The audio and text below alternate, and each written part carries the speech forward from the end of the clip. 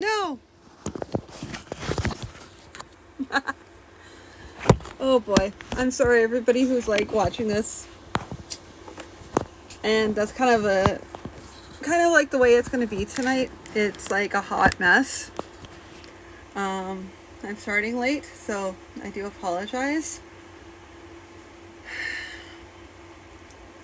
Anyway. And also I'm going to be, as I mentioned last night, I'm going to be reading 3 chapters tonight. And I'm starting late. So that's fine. I have lots and lots of beverages. I have lots and lots and lots of beverages. Just so that I can go through this all. I don't know. I might need to take a break partway through. Not really sure. We'll see. But I'm getting a little bit ahead of myself. For those of you who are just tuning in and have not seen the show before, you're coming in at a bad time. I'm almost halfway through reading the stories. My name is Beth Wagner, and I am reading my father's manuscripts, and I'm also marking them up for editing. Haven't read the story yet, so it's as new to you as it is to me. New to me as it is to you. There you go. You know what I mean. Anyway, normally I do more of a preamble, but tonight, because I'm trying to get through all the chapters to see if it turns a bit and pays off on some of the promises it's making. So I'm just going to try and burn through these chapters. If it's a bit much, then feel free to listen back to the broadcast after I'm done, because that might need to be a thing. All right. So, without further ado, I present Chapter 8 of The Dance of 100,000 Steps. Yes.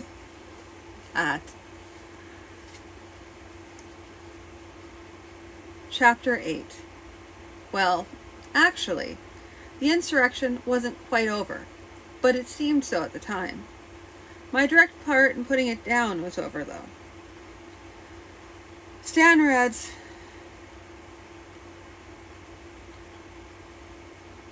What? Sorry, some of these sentences are not making sense, which is why I'm saying this. This is the way it's been. Stanrad worked at picking up the pieces and starting over. Kontar Stanrad gave me the report. The wall of our barn was badly damaged, sir.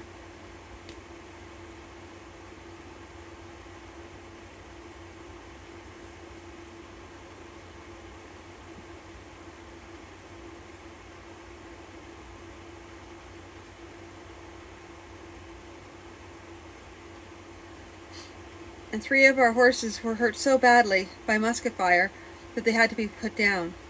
2 of the wagons they used in that barricade are too badly shot up and battered to be put back on the road. Might make use of the parts. Might still make use of the parts, though. He frowned. Don't doubt we'll be finding bits of this and that, been shot to all to hell and hot pitch from time to time for a while yet. I nodded. I'd hoped for better, but we'll make it through. We've made it through worse. If we can survive long enough for people to start hauling done, it's going to be a while yet before people settle down.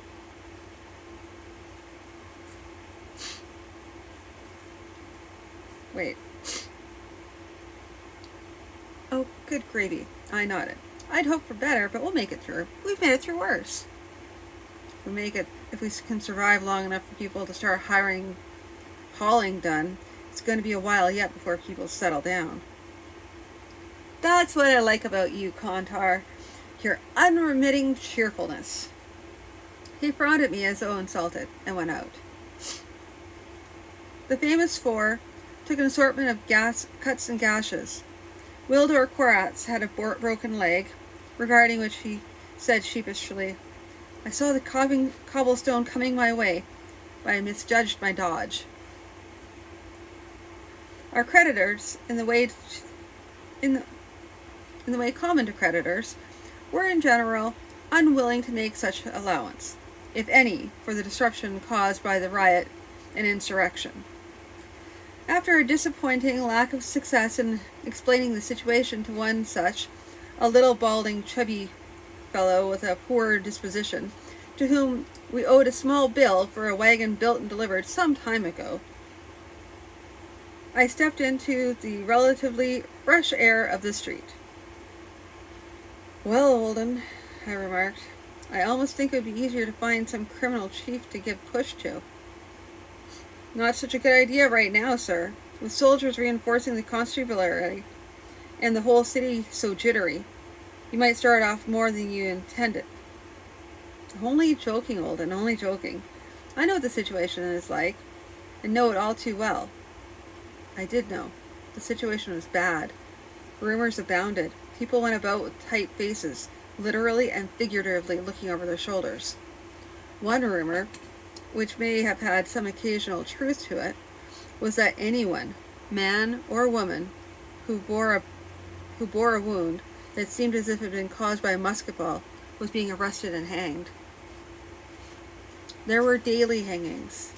The king had decided that a heavy fist was required. My personal feeling was that the heavy fist had played a great part in causing the insurrection. But even if I had been asked, I would have known better than to say so. Many of the soldiers who were taken in arms against the king were shot out of hand. Some, who were given a chance to speak in exculpation, and declared that they were only following the orders of their officers and ultimately the prince.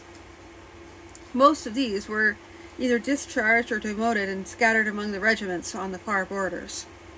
Their officers were discharged, and some few imprisoned.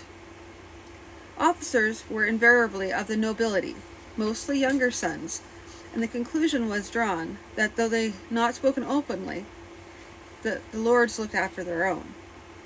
Several hangings were reported in the Holstorden Watcher. Minor nobles who had been involved in the foul practice of blood magic. Not much further was said, but everyone understood that the earlier rumor was correct, that there had been a blood magic ring, and it had been sponsored by certain aristocrats who had been able to hinder by any official investigation. Rumors still said that there were certain other lords, unnamed, who had just been required to retire to their states rather than being properly punished.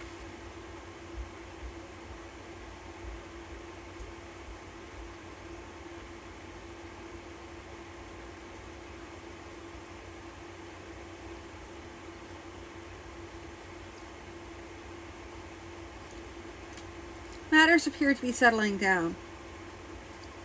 If continually fending off creditors and trying to collect their debts owed to us was described as settling down.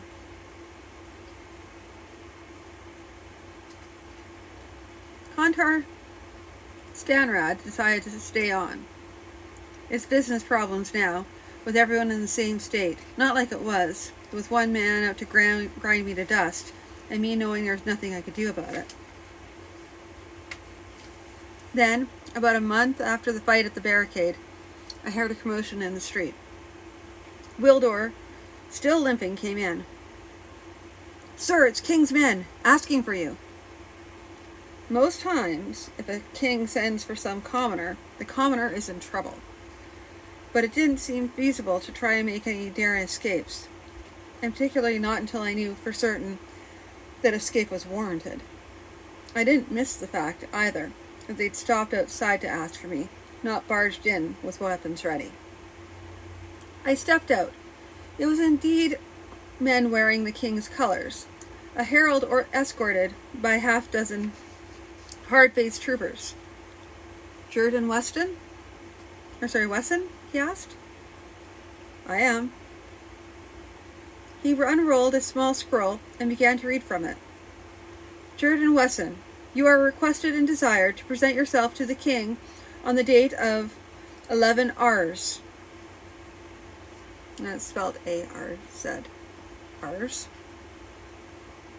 He looked up at me. You understand what I have read? I understand. He let the scroll roll itself back up, then handed it to me. I present you with this, then. It's the king's name, in the king's name. I took it. He turned his horse and rode away, his escort following him. Sherritt spoke first. Want to run for it, sir? I shook my head. If it was trouble, they'd have hauled me away with them. Coming to the king's attention is never a good notion. Not for a commoner, sir. I smiled at him. I think I'll have to risk it this once.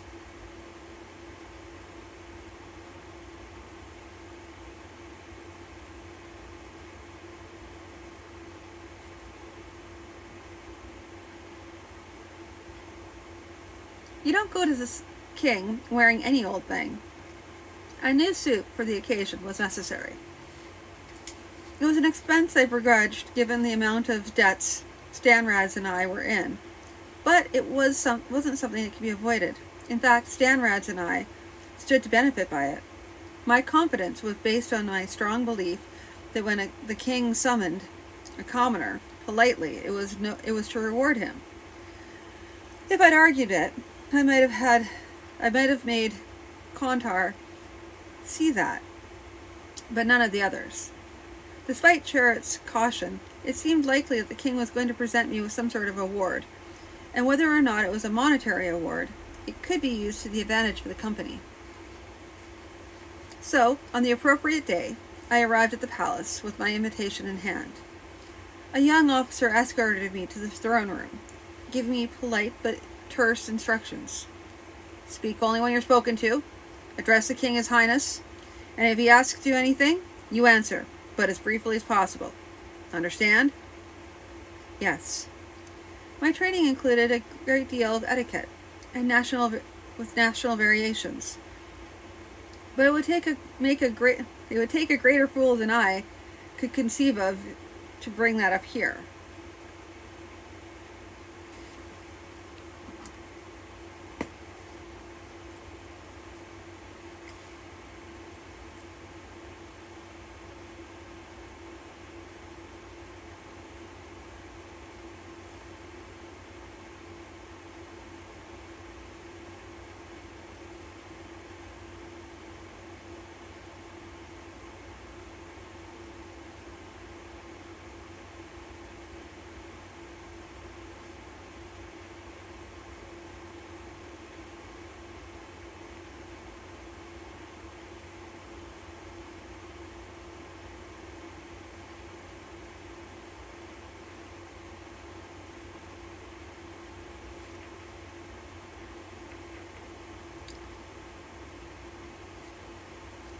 The throne room was a high-ceilinged room, done in wood paneling, its walls covered with paintings, mostly of various kings and queens. There were also carefully placed busts and statues of famous rulers, those who had significantly expanded the territory of Aprush. Among these was Queen Astamar, known as the Warrior Queen, though I think that the tale of her wielding a musket in Battle of Liditmar was just that, a tale. Not that she wasn't capable of doing unusual things, though. King Kaldark himself was an aged man, wearing impressive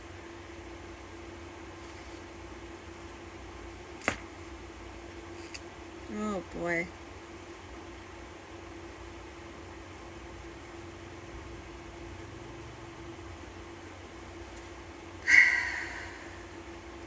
King Kaldark himself was an aged man wearing an impressive brocade robes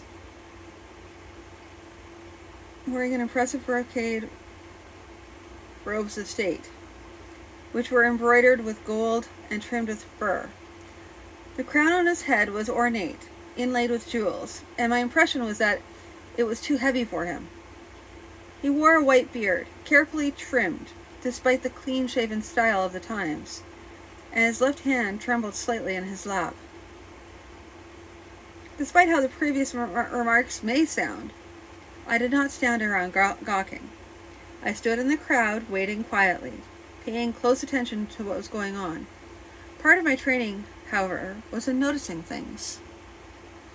In making awards, there were several methods King Kaldark might have handled matters.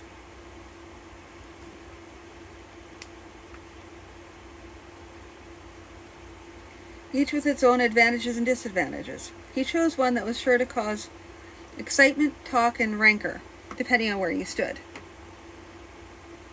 A herald called out, "Gerald Wesson, stand forth and approach."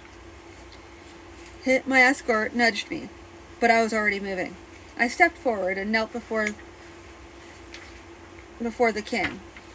When he spoke, there was a trace of a slur to his words, and I realized the rumor of his health were more than just idle talk. "Jordan Wesson, for the services rendered to the kingdom of Aprush, I select and call you to stand among my nobility. I endow you with the title of the Mark of the King's Ward. In token of this, I present you this rod, a symbol of your right, under your sovereign, to administer justice among those under you." This was a seldom exercised right, little more than an honorary function.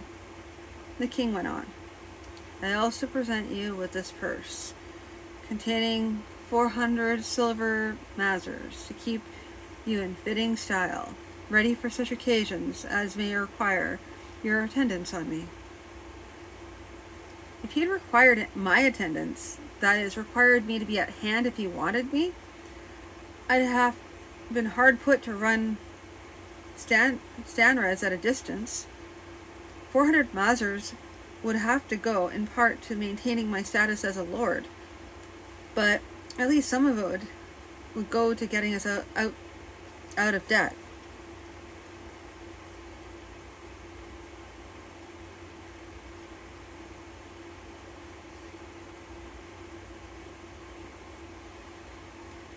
"Lord Jordan, you have my leave to go."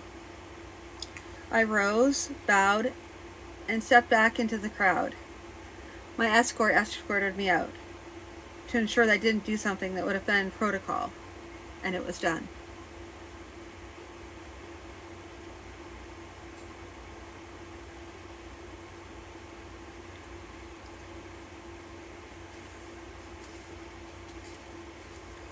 The people at Stanraz were a little surprised to see me back. I explained that what reward had been, and assured everyone that I sincerely hoped no one would take to addressing me as Lord. I had to describe the scene several times for some of the group, who, despite their fear of the aristocracy, had a great interest in the doings of the court. After I was able to get them back to their work, Kondar Stanrad asked, "What's the king up to here, Cherry? I think it's 40 years since the last commoner was made a noble." "Well, the way I see it is, he's demonstrating appreciation of my fighting on his side, as it were. He wanted people to talk about it, especially among the commoners, hoping that people would think there's a possibility that they, too, might be ennobled if they served the king well. And maybe it was a dig at the nobility that I, a commoner, had served the king better than they, for all their noble ancestry." "I see. Won't make you popular everywhere, Jerry." "No. The people who are in the uprising, or even in support of it, will hate me.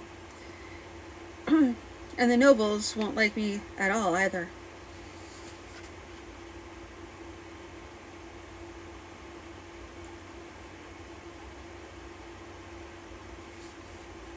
Three days later, Kondar Stanrad himself reported a rumor. with some relish. They say Lord Hargill's still locked up, and likely to be so for a while. The charge of sedition against him came just too close in time to the insurrection itself. To the king's watchers, the two must have been related somehow. They'll probably let him go after a while, but as far as I'm concerned, there's no one I'd like better to see locked up, even on a false charge. I couldn't help smiling. Yes, I think I'd agree with you there.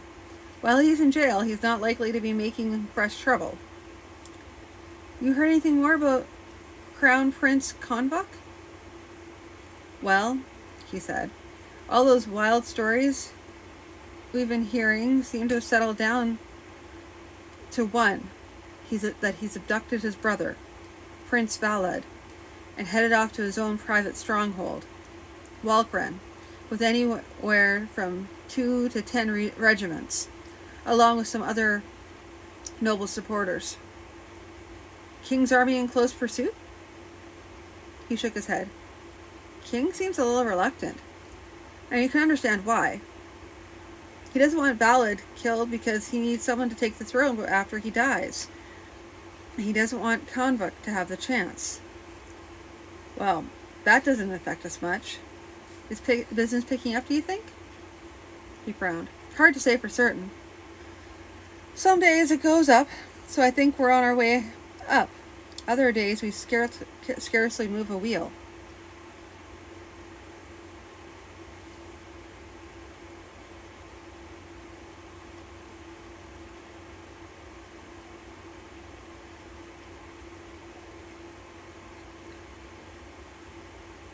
The invitation from Kalis came in a neatly written note on good quality paper, in an envelope to protect it from the very clean hands of the serving lad who delivered it, all dressed in lime green.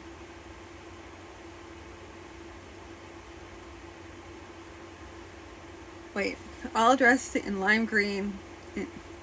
Nope. In lime green, with a jacket, very white shirt, and tan breeches. There we go. All dressed in a lime green jacket, very white shirt, and tan breeches. I noticed that he looked at me wide-eyed while waiting for an answer.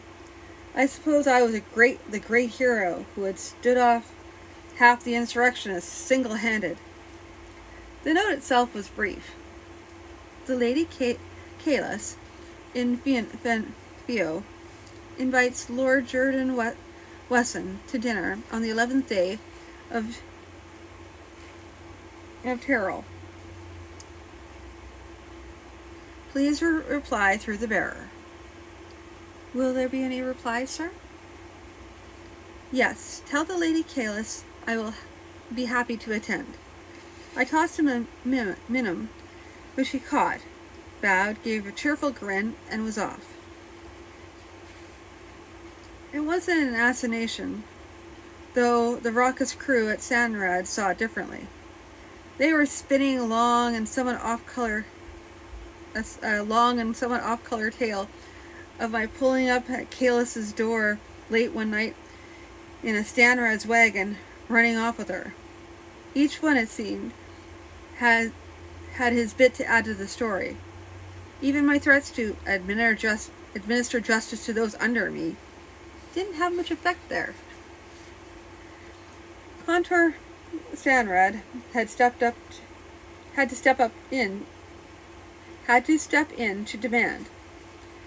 You lot got nothing to do but stand around blathering? Hell and hot pitch. I'll find something for you to do. No, Kalis was not the sort for assignation. Aside from which, using a serving lad to deliver the note would just assure that the word got all through the servants' quarters, and thence to know who, where. More likely, this had something to do with the trip from Freyand. In specific, the kinds of abilities I'd shown. I could, of course, say no. I was attempting to run a business here, though a business that had sufficient troubles already. Not that I thought Kalis might be vindictive if I turned her down. But at least if I listened to her, her positive attitude could be valuable. She was good looking as well. Now where did that come from? Come on, Jerry. A jumped up commoner doesn't have a hope with an aristocratic lady from a family that spans the borders of at least 2 countries. Jarrett Thinsty was still hanging around. Not exactly being under Stanner's authority, he hadn't scattered like the rest of them. What now? I'm invited to dinner, and I've accepted. Yes, Lady Kalis. And you said there was nothing between the two of you. It's business, I suspect. I suddenly realized I hadn't been as careful with my talk as I ought to have been. Business? She wants something hauled? This sounds more and more interesting. Now what could she want hauled, do you suppose? I gave him a look. He suddenly went quiet. Right, business. And I've got things to do right now. He hurried away. I was still amazed at myself for letting myself be so careless. And I went from there to being very careful. The workers got the brunt of it, of course. The little lapses that might otherwise have gotten a bare mention now rated a more vigorous reaction. It wasn't until the next day that I got myself properly balanced. Old Holton would not have been pleased.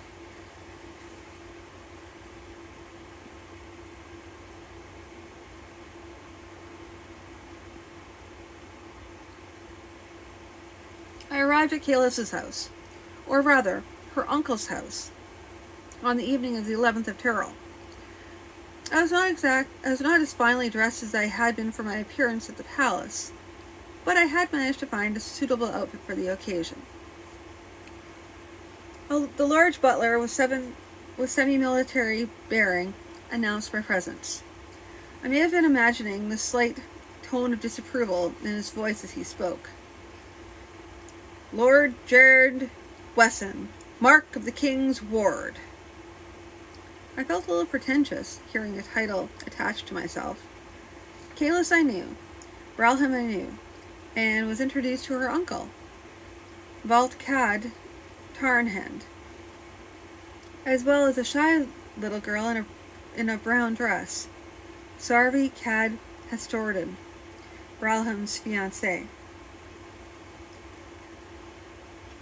Mealtime discussion avoided the talk of the uprising itself, but did touch on how well the city was recovering from the trouble. I did not express any drastic opinions myself, though I was led to understand that attitudes among the nobility ranged from the fierce, shoot 1 in 10 every time there's trouble, to the sentimental, we have to do more for the common people. The general opinion of this particular household was along the lines of, something has to be done for those poor, but the total destruction of society is not a sensible method. Uncle Valt did press me a bit on my opinions on these matters, and even after I murmured, finally Kalis spoke up. Uncle, we didn't invite Jordan here tonight to question him on his politics. Then to me, you must forgive Uncle Jordan. He is very involved in affairs of state, and wants to be sure everyone agrees with him. Nothing to forgive, I assured her. I was finding myself always aware of Kalis's presence, and having to keep myself centered almost by main force. It wasn't anything she was doing, just my reaction to her. We hadn't yet come to discuss the reason for the evening's invitation, and I wanted to be in firm control of myself, emotions included, when that time came. So the talk drifted into business and how the business of the city was recovering after the late troubles. Even here, I tried not to express very definite opinions. I've been too much tied to the rebuilding of my own business to really pay much attention. Uncle Valt, in his gentle and unassuming manner, said, I'd have thought that the hauling business and its ups and downs depended heavily on the state of business in the rest of the city. But how is your business going, then? It requires constant attention. We'd lost some creditors, wiped out, business, family, and all, in the blood magic riots and the insurrection that followed. But we also lost some long-term customers in the same way as well. Business is still slow, and much of my time is spent going around talking to people, anyone, who might at any time in the future need something hauled somewhere. And what does being a lord help in that regard? I shrugged. It helps and it hinders. For some, the title is important, and for some, my background as a commoner and foreigner outweighs the title. And in some quarters, our wagons can count on having a stone or brick thrown from an alley here or there. People who were in the insurrection, or lost someone in it, see us as traitors. Uncle Valt noted. They would, of course. But you had no stake in the insurrection, did you? All you wanted was to keep your business as safe and whole as you could. And from the moment the lieutenant decided to set up his barricade in front of your premises, your decision was made, wasn't it? Uncle Valt, you keep trying to press Jordan for opinions he'd clearly rather not give. He turned his smile on her. Callie, dear, sometime, somewhere, he is going to be asked to express that opinion by someone who will not be put off. Best you should give some thought to what he might say on that day.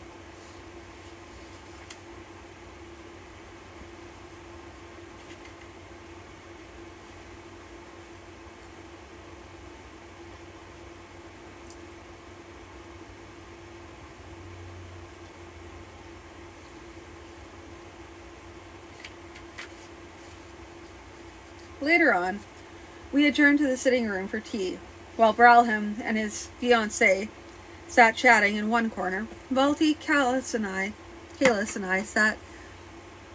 took tea in another. Now, I thought,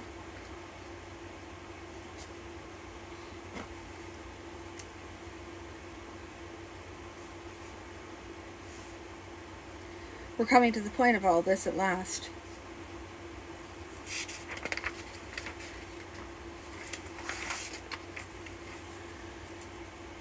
I'm sure you had no illusion that you'd been invited tonight simply for an enjoyable meal, Kalis said. Of course it was an enjoyable evening, most of it. She glanced at her uncle, who sat there with an unreadable smile. She looked back at me. It starts with my flight from Raylan. The reason for that flight, that is. I'd been undertaking studies in the production of magic. Everyone knows that magic power can be drawn from stones, trees, water, and all manner of things. There has long been speculation that great power might be produced from breaking down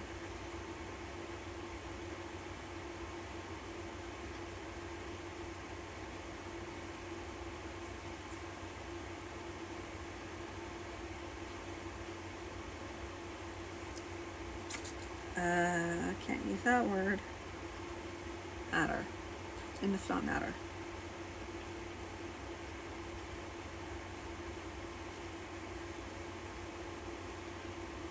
There's long been speculation that great power may be produced from breaking down things, though there are great difficulties involved in that. For instance, how does one manipulate or even store such power? And how does one test such methods without risk of disaster? I had already done some calculations on the amount of energy that could be released in this manner, and I was astounded by the results. Without any controls in place, the result of breaking down a relatively small amount of material would destroy a large city.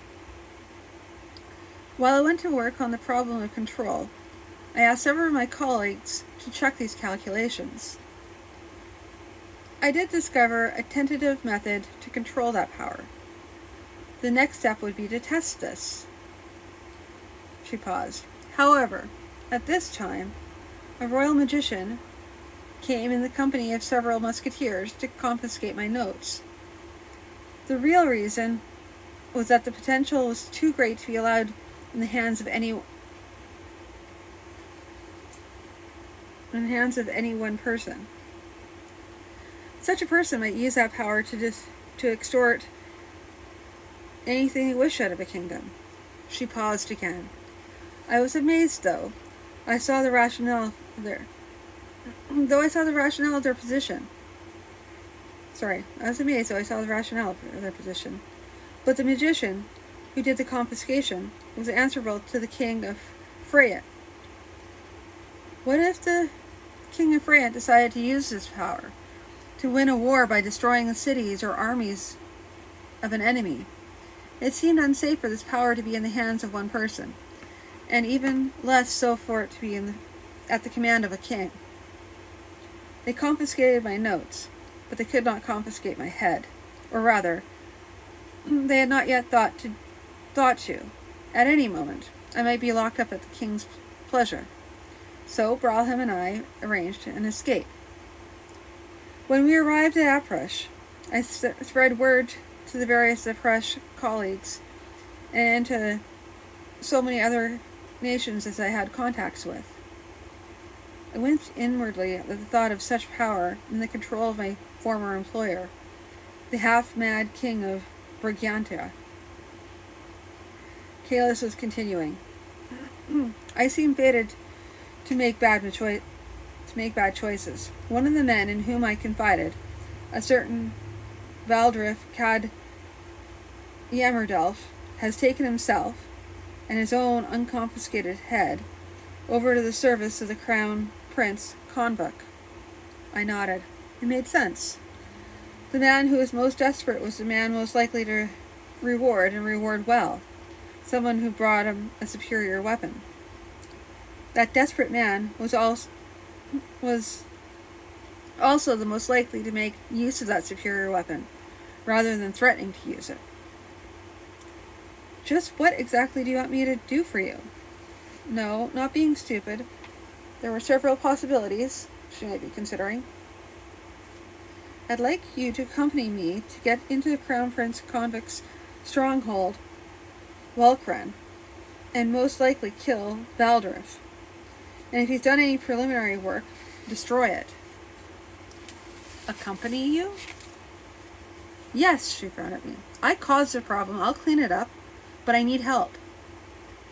Having seen Kalis in action, I was not about to make any protests about this not being a job for a woman. How big a party? Wait, what? Oh my god.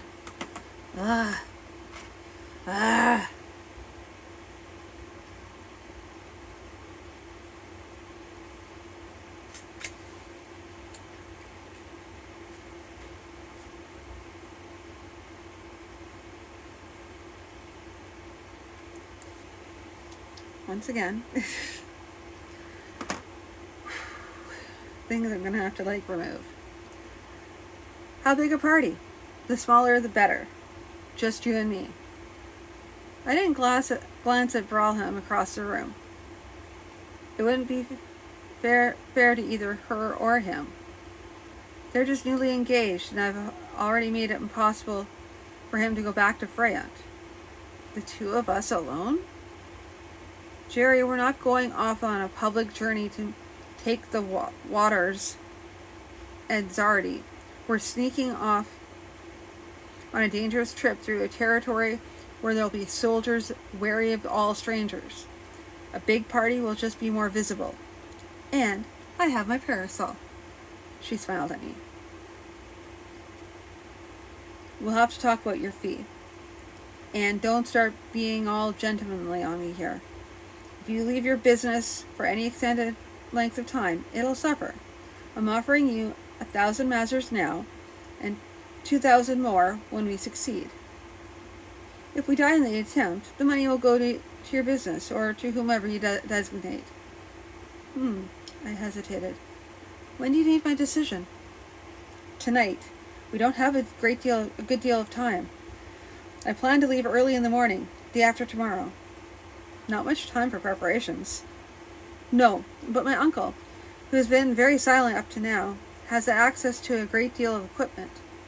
And I suppose we'll be wanting to travel light, won't we? Yes, I think we should travel openly, and quickly as possible, until we get close enough to the Crown Prince that we're running into his pickets. After that time, we try for stealth. If you have anything that can help us to travel stealthily, bring it. You're taking the job then? Uncle Vault broke his long silence, which stopped me a moment. Yes, I was taking the job without arguing the price, which wasn't like me. Yes, I said, I suppose I am. Callie was right, it seemed. She convinced me to let her explain the situation, and it appears she was right. When we then joined the other two and played a few hands of cards, but our minds weren't on it. Due to several mistakes on Kalis's part, Browlam's fiancé ended up winning, and I could see neither woman was used to that. I got a chance to talk with Uncle Vault privately and describe some of the equipment I'd like to have. He raised his eyebrows a little, but didn't try to tell me it was impossible, which served to confirm my suspicion that he was some sort of spy master. What is even happening here?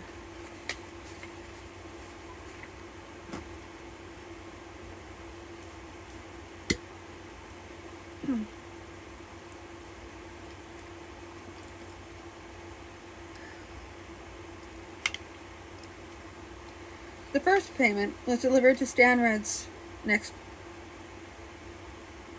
the next morning as agreed. I'll be away for a bit, a couple of weeks I suspect, on a job for Lady Kalis.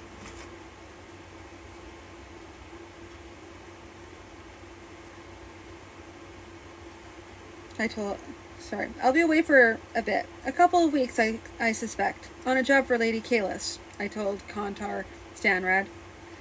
You can take this first payment and spend it as it seems best. Keep some creditors happy. Perhaps get a new wagon?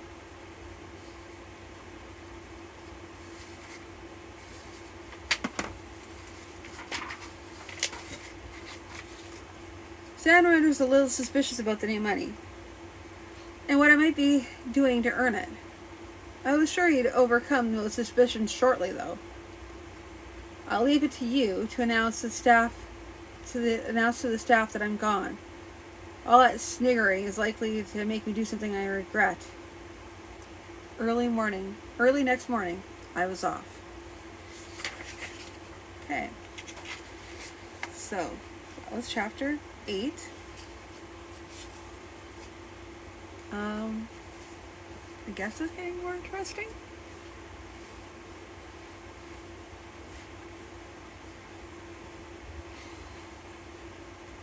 I don't know. I still don't know how I feel. I feel a little bit better after this chapter, but I don't know. There's a reason why I'm reading it, so I can finish it quickly. But it's getting more interesting. And I think that little explanation about breaking down,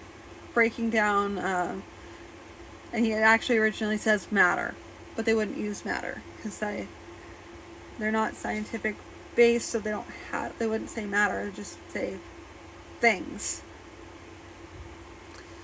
It's just my little nitpicking. That's just me. Okay. Now, on to chapter 9.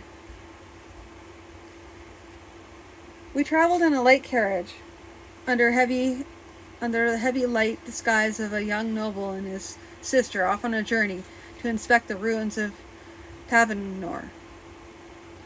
This was sufficiently in the direction of Walkren to give us an excuse to be on the road in that neighborhood, and yet far enough to elicit little suspicion.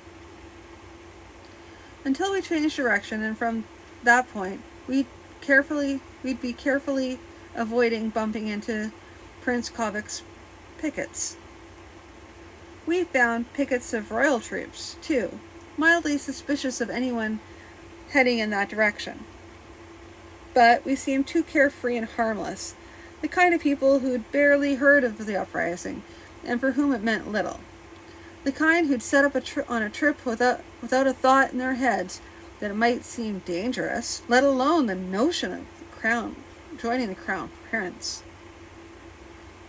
The captain in charge of one of these, an earnest young fellow, stern and upright as a poker, with a fierce mustache sweeping across his cheeks, warned us. "Be careful down there, sir and madam. Tavanor is on the edge of the country where they had the peasant uprising a while back. I understood the mood of the people there is still uncertain." "Oh, I'm sure I'll be quite safe, Captain," I said, and drove on like the heedless young man I was pretending to be. Truth was, though, I hadn't paid too much attention to the peasant uprising. I'd been aware of it, and had taken some thought about avoiding trouble, or evading it, if it came to that. The biggest problem I had was continuing to act as if I were Callie's big brother. It was necessary, of course. Unmarried young men and women did not wander around the countryside unaccompanied. It took a good deal of my self-control to hold my definitely unbrotherly feelings in check. Really? Oh boy.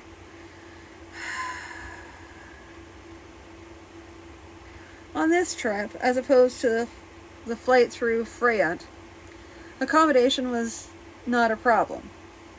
As a pair of aristocrats with fairly deep pockets, we were welcome at every inn, and maids and grooms hurried to do our bidding, to be sure that we were comfortable. As aristocrats, we seldom argued prices. As brother and sister, we always took separate rooms. While on the roads, we worked out possible plans. I think it would be best to leave out all magical protections, I said, at least for the first. I assume the Crown Prince has his magicians establishing watches and wards on the roads. A pair of young travelers might excite little suspicion. A pair of young travelers, all warded and protected by powerful magic, would excite a great deal of suspicion. Yes, I'll maintain some sort of ward against bandits and such, the kind even heedless young aristocrats might be expected to have. True, but what about when we actually get near Welcrin itself? We can't just ride up and claim we've lost our way. Kalis chuckled. No, but don't forget, I am an accomplished wizard in my own studious way. When we get near Welcrin, I'll do little tests here and there, and I think we can do without setting off alarms. Then, I tailor my own spells to what I can find. I won't claim that we'll slip in without a hitch, but I think I can get us inside. I smiled at her. You make it sound so simple. Brother of mine, you are such a grouch, she smiled back. It suddenly occurred to me that I was breaking one of old Holton's rules. Make sure you know all the reasons why you're doing a job one way instead of another. Let yourself be led by emotions, and you're in trouble. So was I in this particular project just because it gave me a chance to sit next to Kalis in an open carriage? And if that was not the only cause, how important did it rank in the list of reasons? While my mind was trying to decide how much I was fooling myself, Kalis spoke again. Come, brother, you're not going to mope because I called you a grouch. Of course, I'm feeling dreadfully hurt over it. She laughed again. Have you memorized the map? For what it's worth, it's rather old, and the things they may have changed since it was made. You are a grouch, I smiled. Let me try again. I've studied the map and know it pretty well, but I don't like to get in the habit of depending on the reliability of things like maps. It will be fine if everything is as it says on the map, but be ready for surprises is likely to allow us to live longer. But being ready for surprises is likely to allow us to live longer. She looked at me sharply. Who are you, Jerry? And if you say something like, a pseudo-Bahal who's managed to become a businessman and a noble, I shall hit you with my parasol. I sat quiet for a moment. Yes, I knew her fairly well now, but so well that I could reveal my past. After all, a spy and assassin was not the sort of person who would generally be welcome in the best of homes. If I told her what I had been, though, would she still trust me the way she did? I shrugged. It's a long tale, and not one I care to tell, but I assure you, I've been in danger and I've come through it, most often by preparation and my own abilities. She continued to look at me, then she shrugged too. I see. I must warn you, Jerry, that sometime after this is all done, I'm going to badger you into telling me your story. After all, I've told you about my magnificently wrong choices that led us here.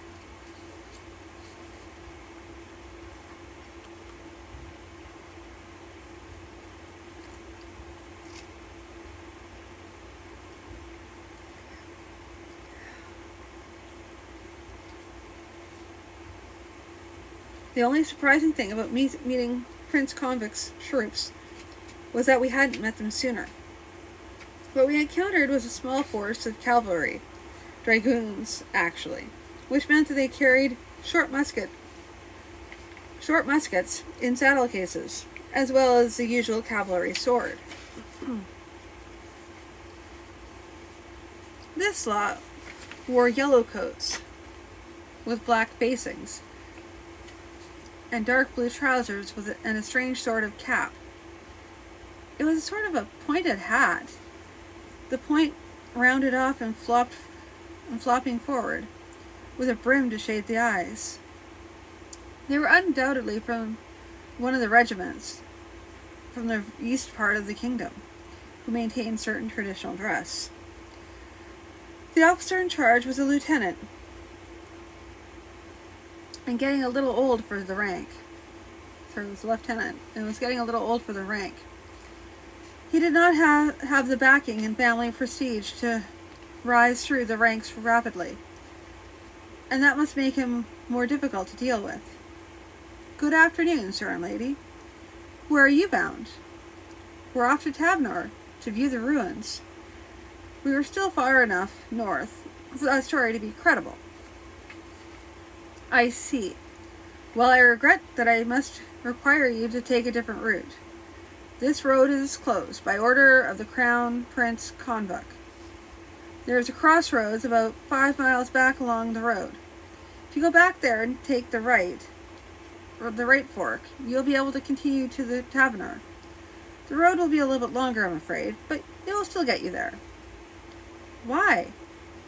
I asked, because a young aristocrat would likely be expected to argue with orders and given by a mere military officer. Why should we go back?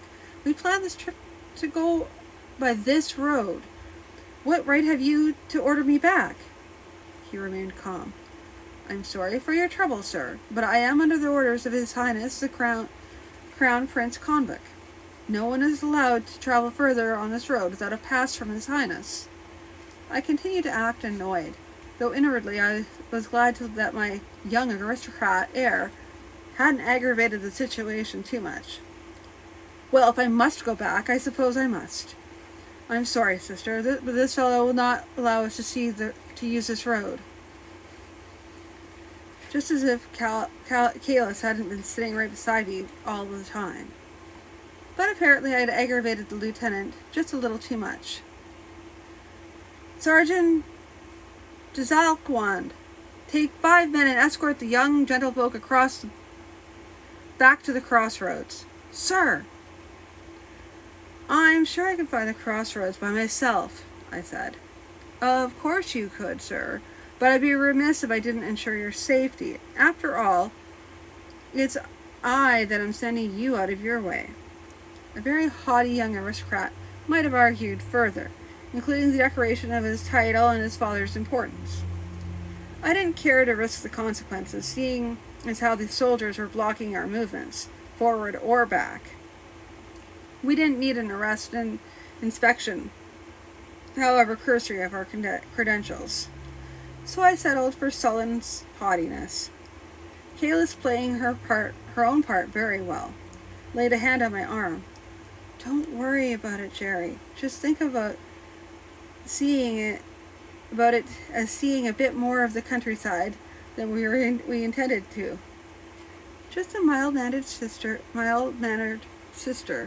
calming an impetuous brother.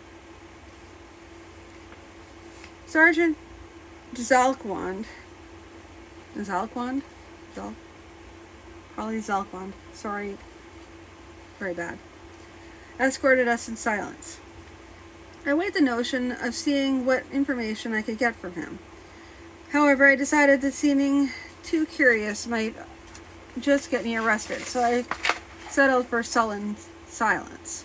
The escort, of course, was not so much a guard or a threat as it was an assertion of the lieutenant's authority, and a demonstration to any who saw us that we were under guard, and therefore possibly suspect. At the crossroads, the sergeant saluted, and with an eastern drawl, "There's your way, sir. Good afternoon, and have a good trip." I said nothing, but Kayla said, "Thank you, Sergeant." The sergeant had his men dismount and rest their horses in an unobtrusive way of staying around long enough to make sure we were on our way. We went on the way we were directed, at least until we were out of sight. I waited until we were some distance off, then said, "Well, now we know how far forward their pickets are. Then we have to decide just how far south we go before we try again. Or before we go off roads altogether." I nodded. I'd been considering that too, but hadn't said anything. And that wasn't just for the sake of saving Kayla's poor little feet either. I didn't want to do any more walking than was necessary. Going off-road, down game trails and the like, meant bad traveling, with too many chances to slip, turn an ankle, or worse. It meant slow going, too. And though we weren't racing against time, we didn't have time to waste either. But we didn't want to be encountering troops too often.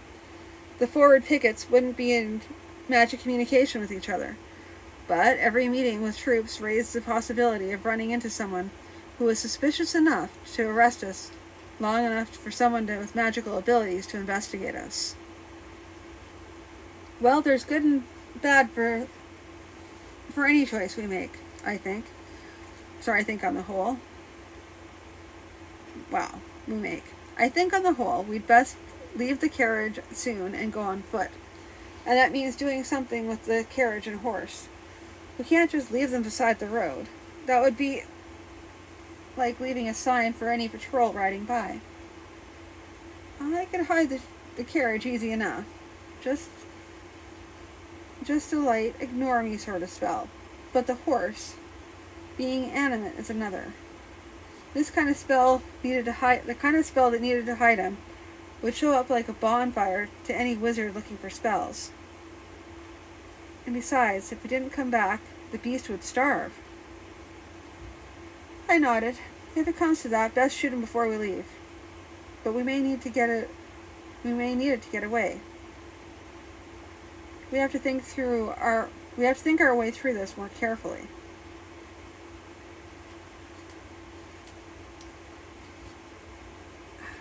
Okay.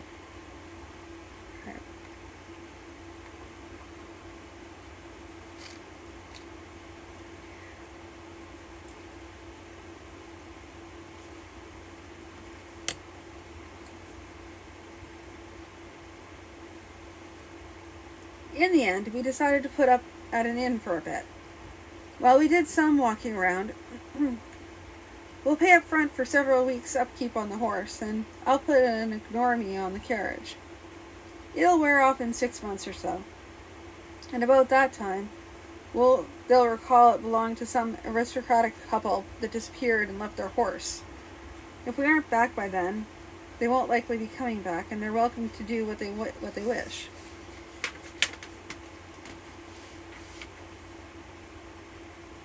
Wait.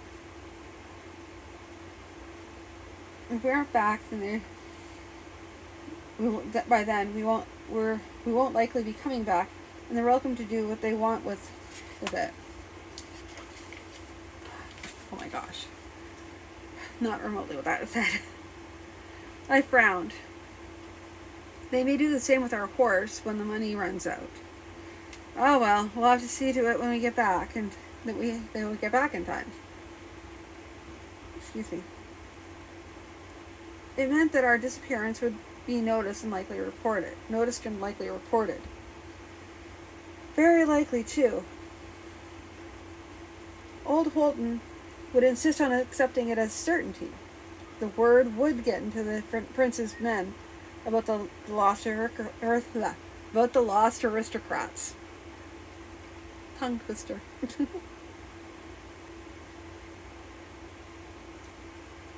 We'd also have to plan for the fact that the prince's men would take the matter very seriously and alert the patrols closer into the prince's stronghold, which meant that we'd have to be even more alert. Callie pointed at the low-slung building with the high-pitched roof. Isn't that a stereotypical country inn, Jerry? Right down to the weathered old sign proclaiming it to be the friendly fireplace? Indeed, and I'd bet a quarter to a Mazur that stout fellow over there, taking a strip off the stable boy, will turn into the stereotypical jolly innkeeper when he sees guests arriving, especially aristocratic guests. No bet, Jerry. As predicted, when he heard our carriage roll in, he looked up, and a smile washed over his face. He turned and said something low and sharp to the stable boy, who hastened to take a position where he could hold the horse's bridle for us while we dismounted. I got down first, then held out a hand for Callie to take while she stepped gracefully down. I turned. The landlord was bowing, very gracefully for one of his girth, and smiling broadly. Good day, Lord and Lady, good day. Welcome to my humble premises. We have very comfortable beds and a fresh roast on the spit. Will you be wanting beds for the night, sir? Yes, please. One for myself and one for my sister. We plan to stay here for a night or two. Do some walking in the countryside. That sort of thing. The smile grew even more intense. Very good, Lord. Very good. You will find some very interesting sights in the neighborhood. You, Valcant, take the team and horses, stable the horses, and bring the noble's luggage. Sir, answered the boy obediently, and began to lead the team away. It seemed a little strange to me that one boy would be handling the stable duties as well as carrying luggage, though it was clear that the innkeeper would not be an easy man to work for. The roast was very good, but the wine was poor. I've drank worse, though, and I wouldn't have complained save that my persona as a young aristocrat required it. I'm sorry, Lord, but the local vintners have had a bad year. Where we once got very good wine, what we get now is barely better than vinegar. In my mind, I was translating this to, I pay as little as I can manage for this wine, so I can't get any better than this. Uh-oh. Well, that's a problem.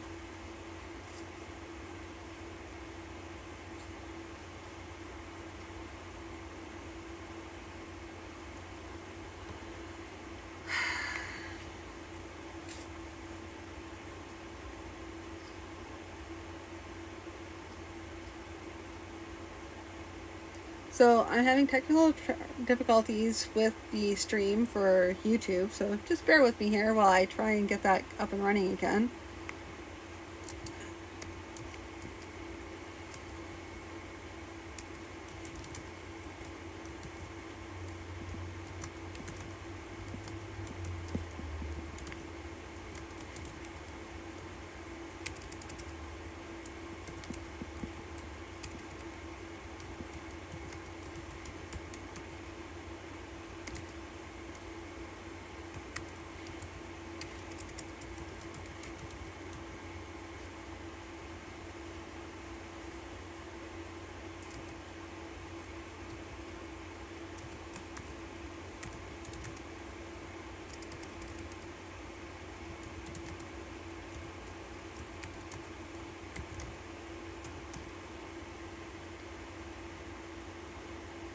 Yeah, bear with me while I have a little bit of technical difficulties. I don't even know. I honestly don't know. I have to restart the whole entire thing. I don't know. This is not good. But thank you for joining me, Twitch people. Much appreciated. Glad to see everybody there. I'm vamping, and I'm probably gonna have to like back up a little bit as I do this because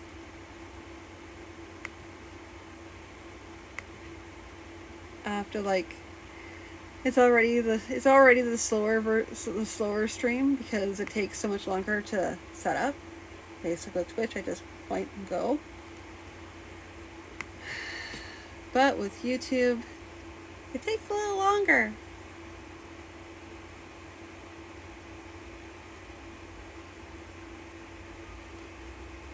And now it's thinking about what it's done.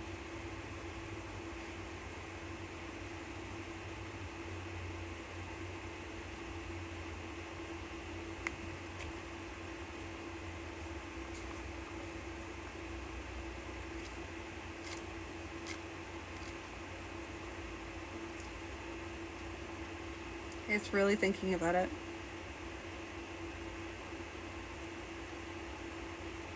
Hi.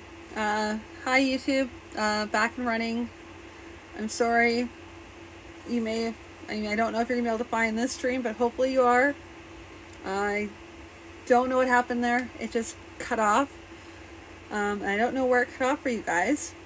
So what I'm going to do is, once I'm done the stream tonight, I will also upload the Twitch stream to the YouTube channel so that you can watch the video. And hopefully that'll have good video or audio on it, because sometimes it's a little bit off. I'm sorry. It's a night and a half. Okay. Hem. Wow, I don't even remember reading part of this. Okay. Let's go back, shall we? Hem.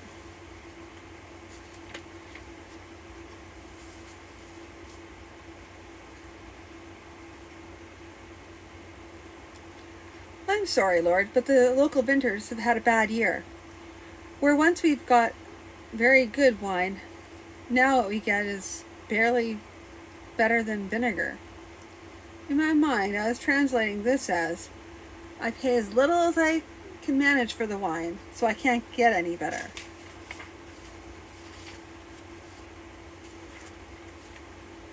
The beds were fairly comfortable, though. Next morning, Callie and I set out for our walk.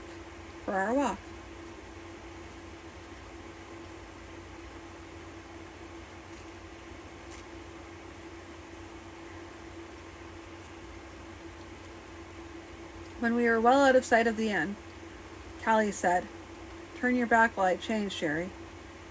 I turned my back while she slipped out of her dress and into a shirt and pair of trousers. We'd be going through the woods, along game trails, and scrambling over dead falls in a full skirt is to put one's self into too many disadvantages. For a good long time, traveling back roads and game trails and occasionally striking overland, we met nobody and nobody saw us. The route was longer, the way we had traveled, and to make up for that as much as possible, we got up early in the morning and traveled until late in the evening. Even at that, when the night falls in the deep woods, it is dark, so it was just not possible to travel very late. We therefore made as much use of the daylight as we could. One morning, Kayla stopped me. "We're getting very near, Jerry. I can feel the wards, faintly if I try." "What do you suggest? Would you like to try and hide us from them?" "It would be possible, for a while, but we'll have to assume that the prince has very competent magicians working for him. Sooner or later, most likely sooner, they'll notice that someone's trying to hide from them. If we go on as we are, we'll eventually send out patrols to look They'll eventually send out patrols to look for us, but the patrols will have to find us first. Pleased to hear you so confident in our abilities. She smiled. I don't want to be using too much magic, and drawing attention to the fact that there's a powerful magician trying to come up on them unawares. But that doesn't mean I can use no magic whatsoever. I have a couple of notions for the right time and place. I smiled back. If you could just magic up a notion of how many soldiers the prince has guarding his approaches and where they are, I'd be very happy. Scrying. I think it falls into in the category of magic that's likely to draw their attention. Sorry. The next day, I noticed a brown wood sparrow sitting on a willow branch near our camp. He seemed very unafraid, even when we moved around. See the sparrow there, Callie? Yes, I've got a light control spell on it. I can't force it to do anything I might want, but I can urge it to go in certain directions and then come back and let me know what it sees. An ensorcelled sparrow? Won't that stand out? Not if I don't press it too hard. And I can't use the same bird more than a day at a time. Why not? She looked at me as if the answer were obvious. I'm interfering with its feeding. Certainly it feeds a little here and there as it carries out my directions, but not enough. And a small bird like that can't go too long being underfed. Makes sense. The bird didn't cause the trouble. Why should it suffer unduly on our account? Okay.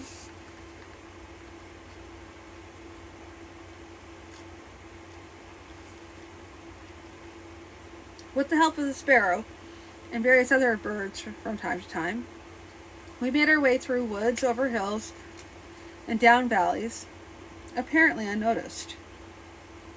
3 times the watchbirds brought us news of guards and patrols and sufficient time for us to work our way around them. We left very little trail for them to follow. I'd had training in that, and Callie was an apt pupil. However, if they really knew there was someone out there to track and got themselves on a skilled huntsman, he'd probably find traces of us. At the moment, though, we seemed safe from that. It couldn't last. My general reckoning was that we still had 5 days' travel or so to get to Walkren. That was making allowances for the fact that it wasn't a straight trail. I suddenly heard the sound of someone on the trail, but some way behind us. I scarcely needed an aspect of the dance to tell me that the pursuit was on. It might have been some regular patrol, but I didn't heed any of old Horton's cautions against believing that. Worse, we were in loose, sparse brush, and though Callie had been an apt pupil in moving without tracks, there was scarcely time to teach her how to disappear in poor cover. About 100 yards up the trail, sparse brush began to shade into heavy brush and eventually forest. If we could get to the forest, we might be able to disappear into places where the horses couldn't follow. All this required an instant's thought. Run for the trees! Callie didn't hesitate, just started running.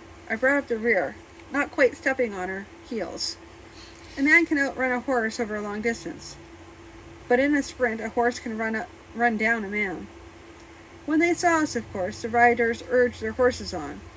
We would never reach the trees. When they saw us, it was no longer feasible to outrun them to the forest, with enough time to hide as well. So I ran, trying to get as far as I could before they were too close. Then I stopped and turned.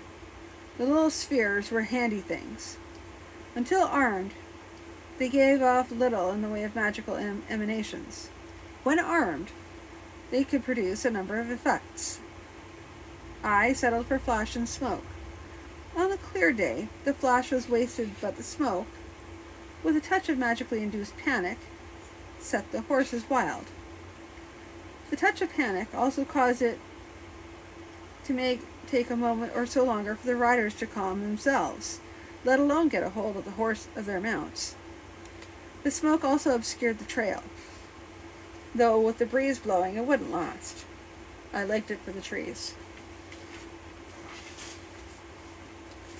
We found ourselves a hiding place before the riders could approach the trees. For some reason they refused to approach the wood, but sat watching for a bit. Then the commander, a sergeant it seemed, sent a rider back along the trail.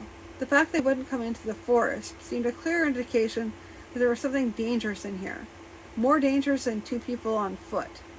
As for us, when it was clear they weren't coming in after us, we started moving along the way. We don't have much of an alternative, I said. There may be something else in these woods, but either we wait until they summon enough help to be willing to dare whatever's in here, or we keep going. And perhaps meet up with it ourselves, she smiled. No, you're right. We should keep going.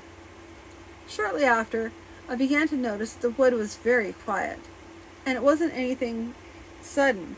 It was as if we'd frightened the wildlife into silence.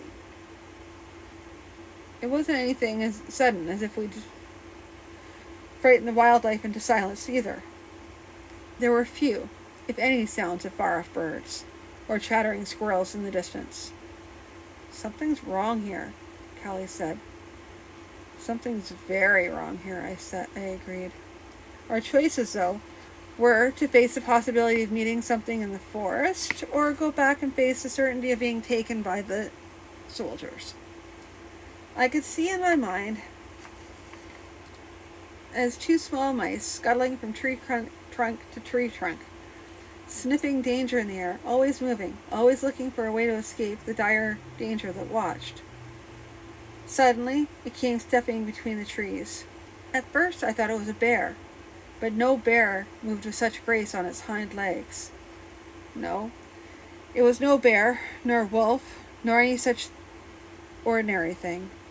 It was a good 1.5 feet taller than I, covered with brown fur, and a face that looked like a bear's, though with a shorter snout. Its arms were long, and it had real hands, not paws, but the fingers were tipped with the long, sharp claws, and it smelt of death and carrion. I felt the beginnings of panic.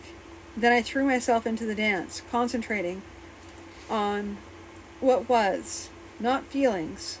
My sword came out. It laughed. There was no speech, none of those sneering declamations of so beloved of the fantasies in novels or on stage. Just a laugh as it sprang. I met it with the sword. It did not seem to recognize the sword as a weapon, for it ignored the thrust until the blade was buried half a hand deep within its hairy chest. It made a sound that seemed vaguely like a question, then pulled itself back off the blade. It was bleeding, but apparently not much worse for the wound. If such a deep wound did not concern it, though. I fought off a rising panic and wondered if it was projecting fear. My training in the dance came to the fore, and there was nothing else, only me and the enemy. He would attack, and I would move in response. My body was aware of the poor footing of the forest floor, lumps, hollows, roots, low bushes. It was also aware of the creature in front of me, not aware in terms of size or ferocity, but as a foe to be defeated. It moved, swatting at my sword. I didn't dare let it grip me with those arms, those claws, or I was done. No, I wasn't specifically thinking this. This was one of those things which, aided by the dance, my body knew. I stepped to my right, as the creature reached where I had been. I turned and cut it across the back. It whirled, dreadfully fast, and lunged again. I dodged right again, and managed a small cut on its shoulder. Again it was whirling and lunging. I dodged, this time to the left, and was justified when when its lunge suddenly took it in the direction I'd have been if I'd gone right. I managed to quick in and out, thrust to the lower back before it recovered. For all the wounds, it recovered terribly quickly. It whirled and came at me again, and I stepped back. The forward step allowed me to get another thrust in, after which I stepped sideways again. A wild backward swing of its hand caught me glancingly across the chest, and I staggered to keep my balance. In that brief moment of off-balance, it was almost on me. It knocked aside the sword I had attempted to interpose, then reached to rend me with its claws. Suddenly, it fell aside. I took 2 steps to regain my balance. As I regained my balance, I saw a log strike the thing down like a club, but with no hands holding it. The massive cudgel struck again and again until the beast ceased to move.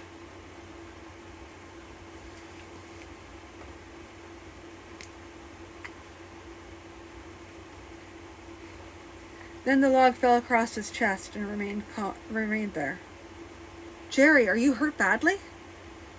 I looked down at myself. There were scratches and gashes all across my chest and arms. They were going to start hurting soon. "Not badly, thanks to you. I think we ought to stop and take a look at some of these cuts. Do you have any idea what that beast was?" "Yes, I believe I do. And it means we're behind time." She began pulling off the remnants of my shirt. "I think it was a Meshtiquans, a monster known to the Madahakwa people of the New Continent. Valdriff has made a minor specialties of studies of the New Continent. And if Prince Konvuk has accepted Valdriff sufficiently enough to let him set up a guardian, oh my goodness. And then the prince is well on the way to accepting the secret that Valdriff stole. That means we'll have to get there quickly." She continued, using the remnant of my shirt for bandages. "The mere fact of the Meshtiquans being aroused will come to Valdriff's attention. The magic I used to bring it down won't go unnoticed either. So they'll know we're coming, and they'll know approximately where we are. I may be able to hide us from them for a bit, but I make no promises. And we'll have to burn the Meshtiquans. Only burning it can ensure it's dead, from what I recall. I really don't know much about the New Continent." She used magic to clean the wounds, a little magic capsule that she broke over my chest. It caused a tingling up and down my body, as well as a blaze of pain across the wounds. "Sorry, I don't know what kind of infection might be on those things' claws."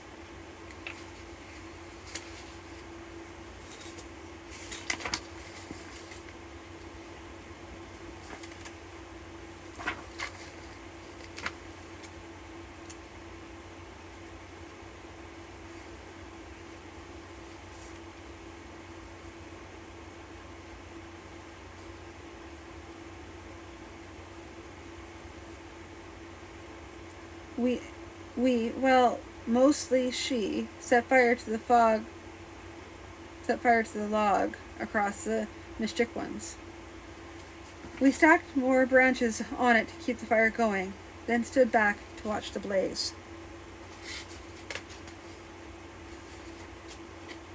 "I hope this is enough," she said.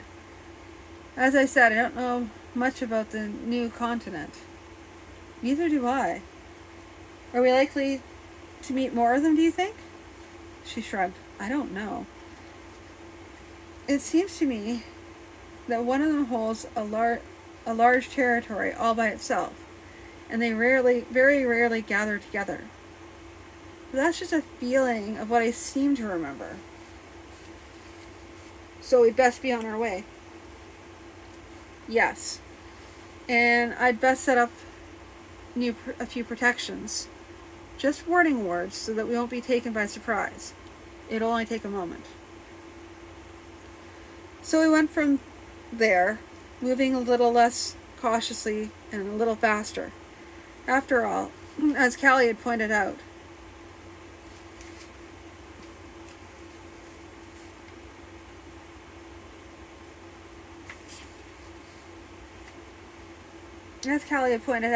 we just told him where we were.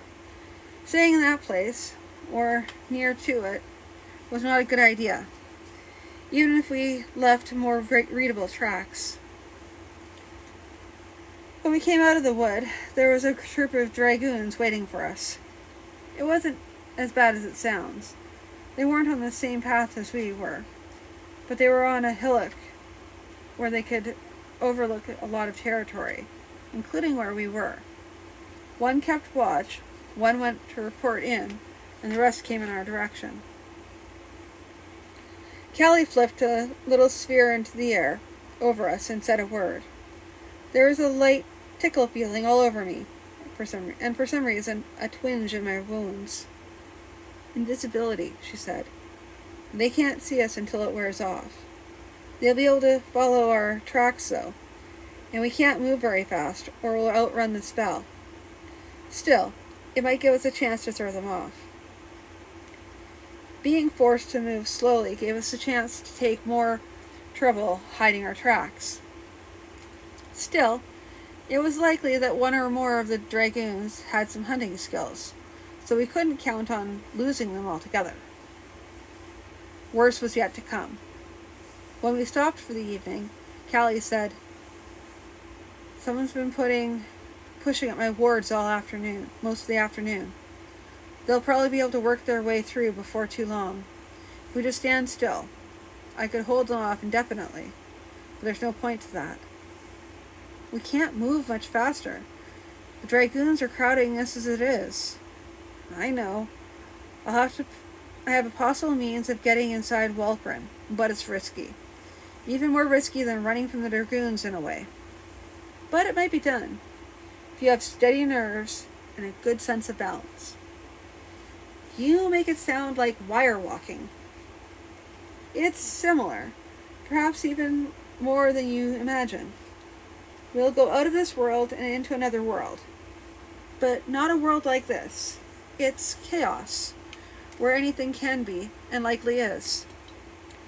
But my spell will lay out on a trail like a silver thread towards our goal. There may be things that try to frighten or entice us to step off the track. Stay on it, whatever happens. I might not be able to find you again if you step off." I was recalling that little package I'd seen back in the warehouse in Raylan. Perhaps this was one time when going through chaos might be less dangerous than the alternative. Won't the Prince's magicians be able to find how you went? And if they find out how, might they predict where?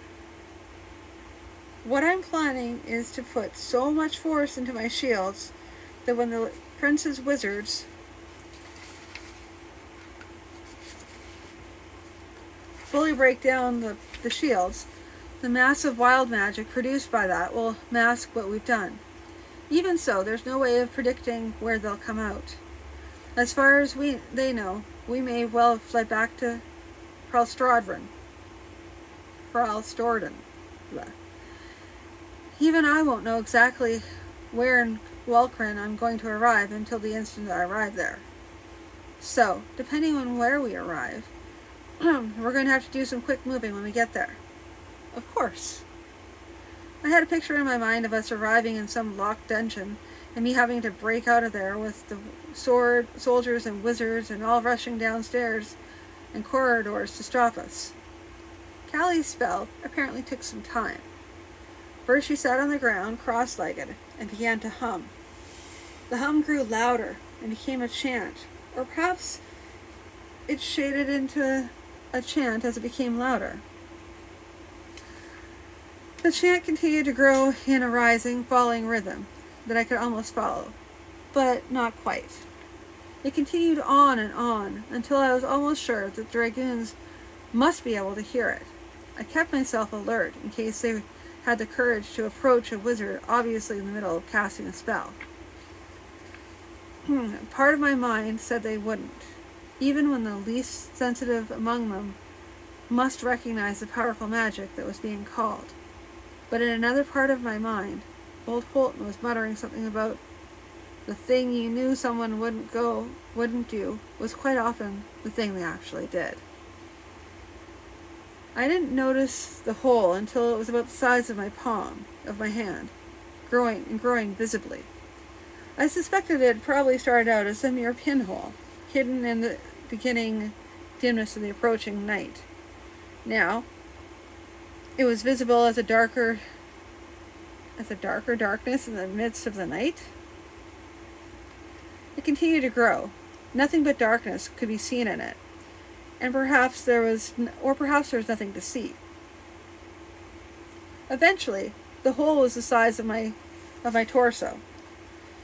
It was no longer mere blackness, but something seemed to be moving within it. It looked like a rolling of dark storm clouds with occasional flashes of color. Suddenly she stopped. I would make it bigger, but there's little point. Later on I might need the power I'd be expending. I also think it'd be a good idea if we didn't take absolutely everything. Bits of half-recognizable debris might make them feel more confident that they got us. I nodded. I've been thinking along the same lines myself. I took my sword, my pistol, and tossed out several things from my backpack, including most of the food. Weapons will be no good to us along the way, she said. In fact, having them in hand could conceivably be dangerous. Very well, she was a magician. She should know what she was doing. I sheathed the sword and put the pistol back in my belt. You go first. The way is marked. There's no mistaking it. Don't fall off the track for any reason.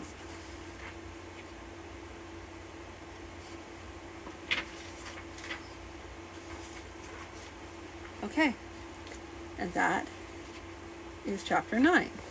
So that is halfway. And there are similarities to other stories. A couple of stories. But I'll talk about that probably next week, because I'll do wrap-ups after I'm done going through all these, because I'm going to try and finish what I can. We'll see how far I get, because tomorrow, we'll see how far I get. It might be a long one on Friday is all I'm saying. Okay.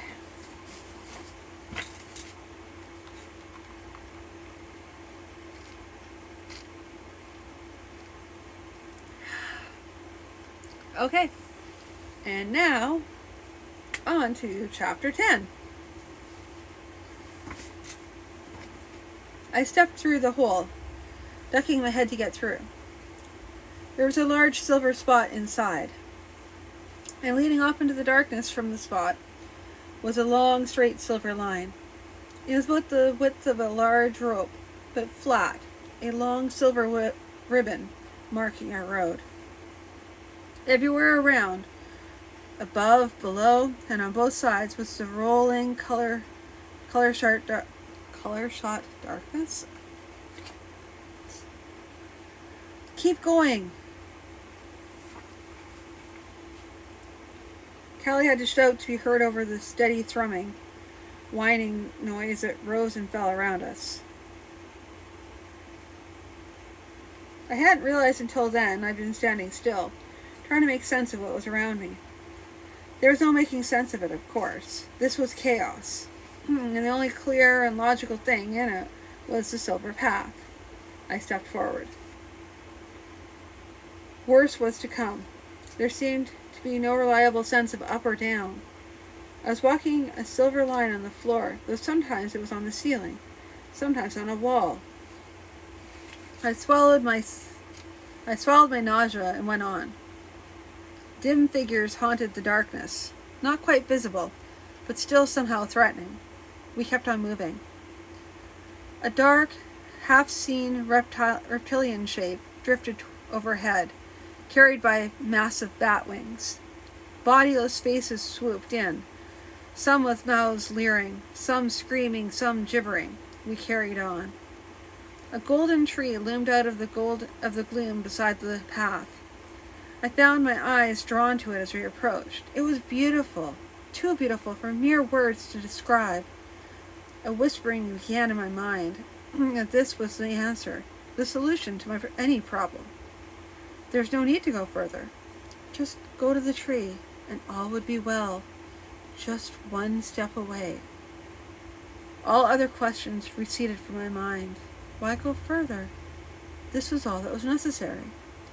Something struck my back. Don't step off the track! I pulled my mind back. Yes, the tree was still beautiful. Yes, it still sang delicious promises in my mind. But now I was aware. I could withstand it. All the way past, I held to my purpose, putting one foot in front of the other on that silver line.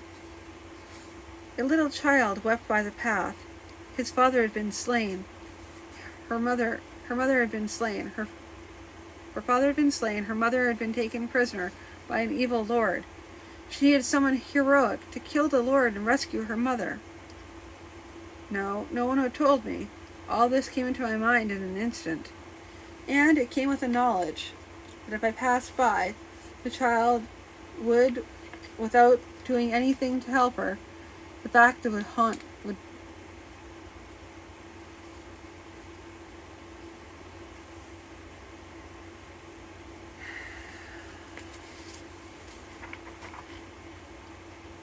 it came with it came a knowledge that if I passed the child by without doing anything to help her, that fact would haunt me all my life.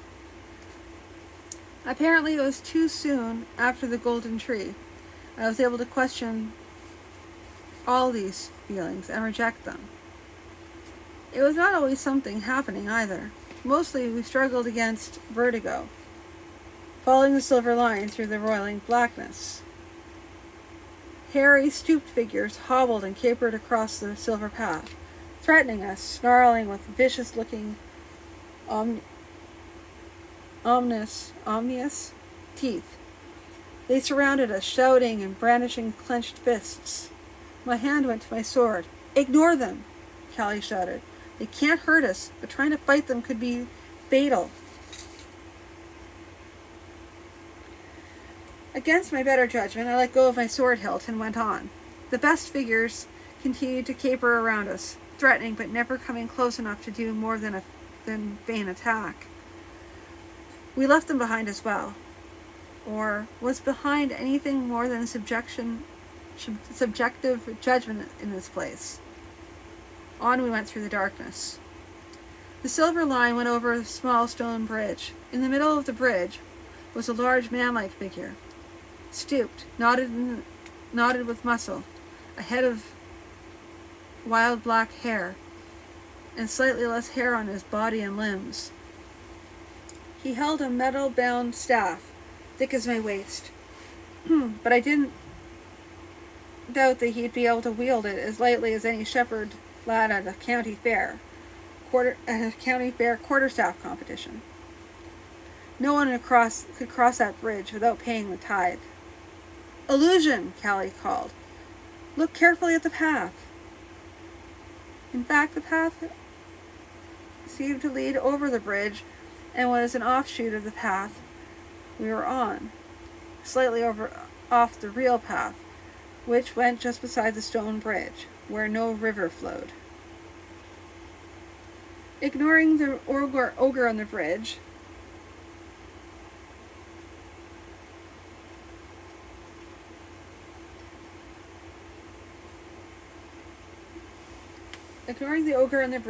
I walked on. My mind tried to tell me that the real path went across the bridge, but I forced myself to believe Callie. The silver path ended. Just ahead was a large silver spot, and above it a vertical hole showed in the blackness, distinguishable only from the surroundings by the gray tinge to it. That's it? That's it. I stopped and stepped through. The grayness was the inside of a darkened room, and my eyes grew rapidly accustomed to the light. I realized it was a bedroom, and worse, an occupied one. Just as I realized that, the person in bed rolled on the opposite side, putting the bed between myself and him. There seemed to be no means of summoning servants, but a shout would be heard for quite a distance. There was a flick of light beside me, and just as I was about to shout to Callie to put out the light, when she said, "Jerry, it's Prince Valad." I wouldn't have recognized him. I'd never seen him, but the public gossip always described him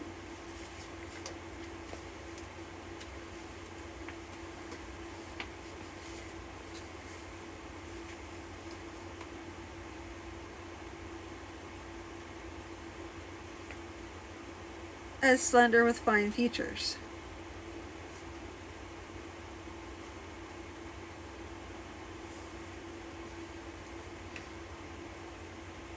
Nope. No. Okay.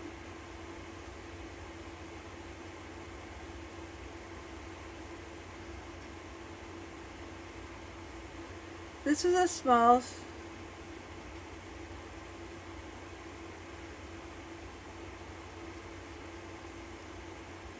described him as a small, sturdily built young man, heavily muscled, with a slightly fleshy face. He held a candlestick in his hand, ready to use it as a weapon. He gave a slight mocking bow. "At your service, madame. I'd not thought to face so fair an assassin. So my dear father has given me up for dead, has he? And so my poor dear brother sees no reason to keep me alive any longer?" Prince Konvik had been holding the king's army at bay with an unspoken threat to the only other heir on the throne. The king couldn't allow such a threat to hold him back indefinitely. "We aren't assassins, Prince Valad," Callie said. "We've come to deal with the magician Valdref." "Ah, my brother's world smasher? Have you indeed? And the path to this wizard just happened to be through my bedchamber?" Of course, if it happened in some novel or stage play, I would have thought it too hideous a coincidence myself. "I am many things, lady, but not so big a fool as that. And since my brother will not stop at fratricide, no matter how he tries to put the thing on someone else by using someone else's hands. Come on, then. I do not delude myself that I can seriously defend myself with this." He hefted the candlestick. "But at least I will not allow you to stick me like a hog at the butcher's." "Callie," I said, "go past me out to the door. Prince Valad, though you don't believe us, we are not assassins. Stay where you are and don't interfere with us." "The door will be locked, Jerry." "Undoubtedly. I'll deal with that too." Continuing to watch the prince, I backed toward the door. "Highness, I know you won't believe us, and in your place, I'd find it difficult to credit as well. We don't have any ill intentions toward you. We're here to prevent the wizard Valdref from providing your brother with a weapon of terrible strength. I prefer not to harm you, but keeping you from harm is not our prime consideration. Callie, keep watch. If he moves from where he is before I've got the door open, tell me." The lock was one of the simpler ones, of course. Simple infers that you've learnt various tricks about locks, which I had. The prince apparently made no move while I dealt with the lock. I turned to him just before I pulled the door open. "Highness, I'm going to leave this door unlocked. There's going to be a lot of commotion going on shortly. I'd suggest you take some clothing and slip into another room. When the confusion starts, you might be able to make some use of it to escape. I didn't bother to wait to see if he followed my suggestion. As I said, his welfare was not my prime interest. Callie and I hurried down the hallway to the stairs, where we heard a clatter of boots. Well, the wizards would have discovered our entry immediately, and they'd likely have had a party of men standing by all times, for just such a likelihood. Callie grabbed my arm. "Wait!" She snapped up a small marble sphere ahead of us, speaking the arming word. When the first soldier came down the stairs, lantern in hand, the globe gave a soft pop. A light mist spread across the floor, then disappeared. As the soldier stepped toward us, his feet flew out from under him. He smacked onto the floor. The lantern flew up in an arc in the air and behind the downed man, nearly catching the second man in the face. As he batted it away, the second man said something derogatory to the first, managed to keep his feet for at least a few seconds, then went down beside the first. The spell contained a powerful sleep spell, which hovered near the floor, so once anyone went down, they wouldn't be up until the spell wore off. The lantern, which somehow managed to land upright, can cast a flickering orange light on the scene.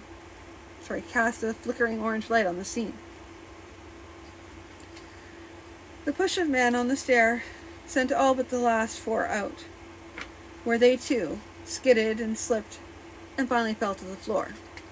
The spell wouldn't make allowances for who stepped on the floor, of course. It would be just as slippery for me as any of the prince's men. I made a jump and landed on a prone body, made another jump and landed on an unconscious soldier, and had my sword into one of the remaining four before he could recover from the surprise sufficiently to do more than lift his sword. My looting was not the best. Bodies tend to give and roll, but I'd practiced on all sorts of terrain. One of my main concerns was that these men would be among the prince's best. I'd gotten one of them by surprise, but the others weren't going to be so easy. I stepped back from a thrust and stumbled as my foot slipped off a torso. The next thrust, with a triumphant shout, was an all-out effort. My stumble, however, was one of those nasty tricks old Holton had drilled into me. I batted the sword aside and thrust the man through the throat. The next two were now out on the human carpet. However, they had not had quite enough training, and besides, there'd be a bit of that gladder I'm stepping on going in their minds. The one that went down quickly, the last one, a little better and a little luckier, managed to stay up through several passes before I thrust him through the chest. I jumped the stairs and looked back at Callie. Unhesitatingly,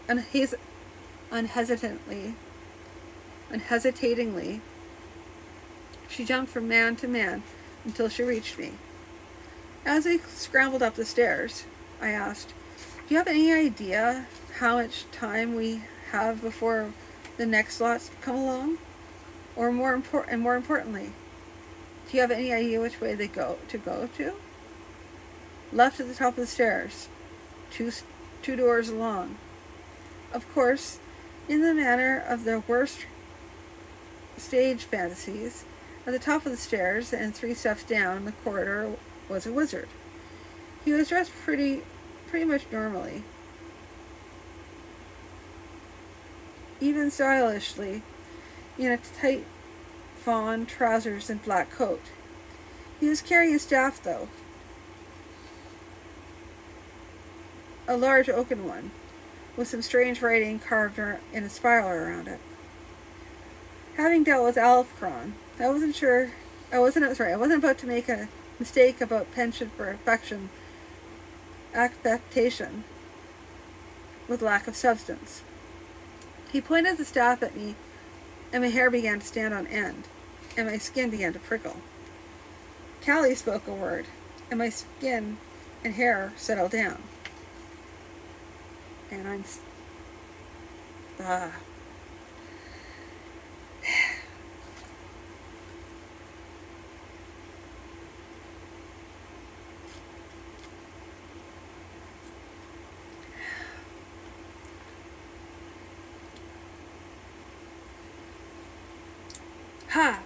He said, like almost a fantasy wizard about to declaim on his great power and might, and the fact that we were doomed. This was not a fantasy.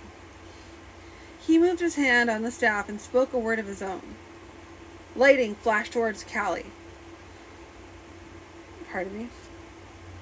The lightning rebounded against a wall, leaving a double palmed width of smoldering char. The door that was not our objective opened, and something pale went leaping down the hallway away from us. Someone in what seemed to be a white nightshirt. Callie spoke a word, and fire surrounded the wizard, then died down, leaving him standing there unharmed. A violet beam flowed toward Callie. Then, just before it reached her, it spattered harmlessly out of the way in a flare of yellow and green and blue. I fired my pistol at him, more to be doing something than for any hope of success. The ball hit his shield, fell to the floor, and rolled away. It may have caused attention, even momentarily, for the next thing to happen was a sudden thrumming, not so much a sound as a feeling in the air, and the magician seemed to waver. Then he suddenly fell apart where he was, like a shattered sculpture. No blood was in evidence, only shattered slivers of what had been a man, clothing, shoes, staff, and all. I'd only realized I'd been staring when Callie said, "Come on, Jerry." "No, good work, Jerry. It's not as though you haven't seen magic before." Baldurf left the room while I was dealing with the magician. My regard for Callie, always high, went higher.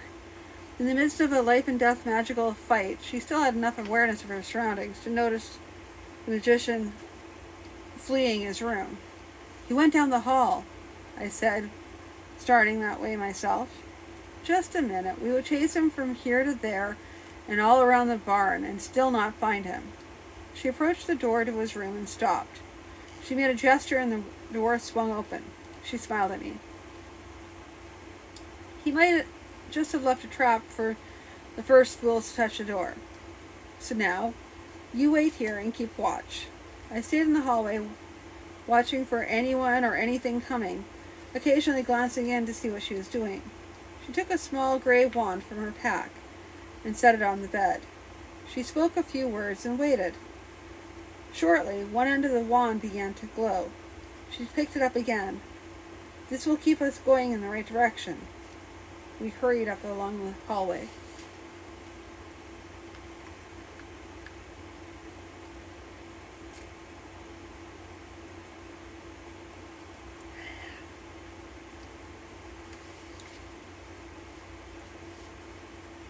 The next incident was more out of a farce than a drama.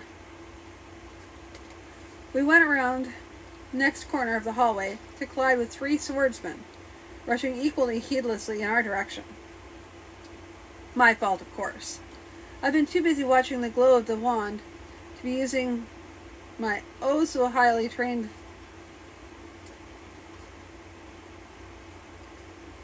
senses to listen for the scuff of booted feet on the carpeted floor. Callie bounded back. Carpeted?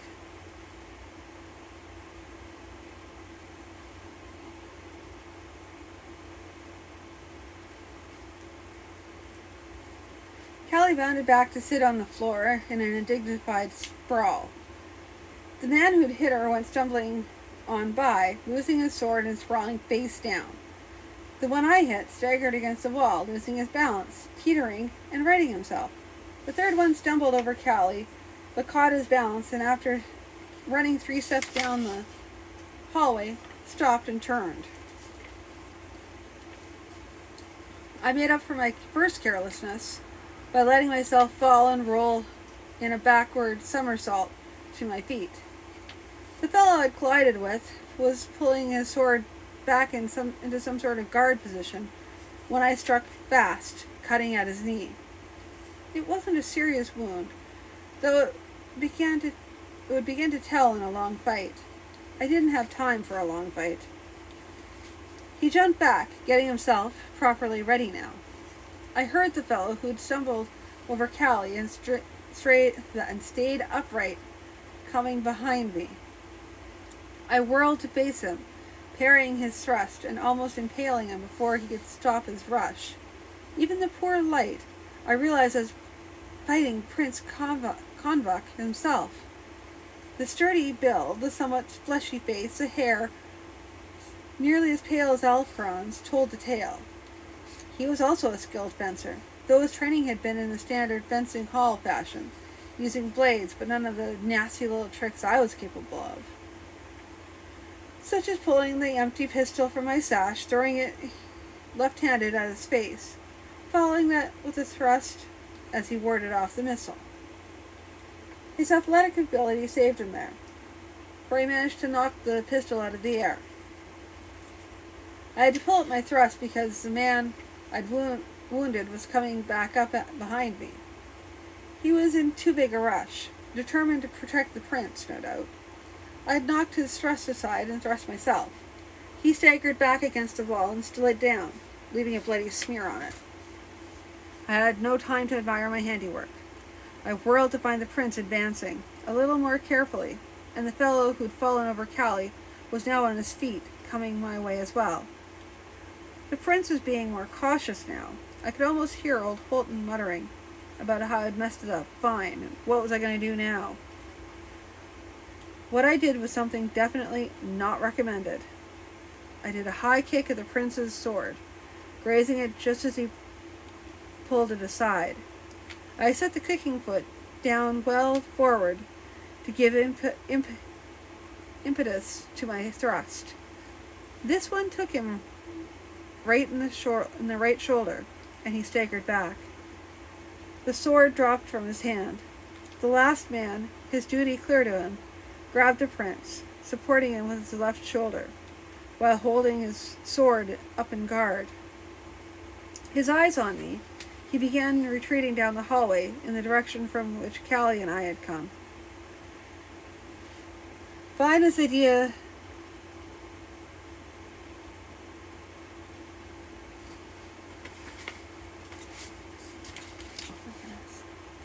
idea seemed to come,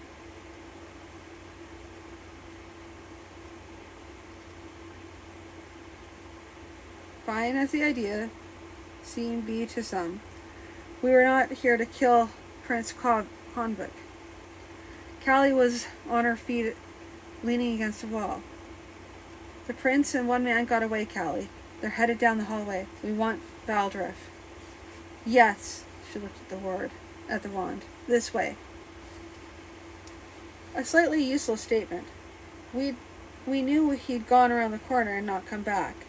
But given my personal lack of performance, colliding with people, for the God's sake, who was I to pass commands? We now moved carefully. There were altogether too many shadowy corners and nooks for someone to be lurking in. Callie moved the wand from side to side, reading the shades of variations of color. Finally, she pointed at a door. He's behind that.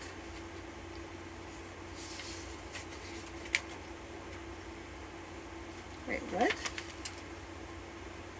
He's behind that, she muttered.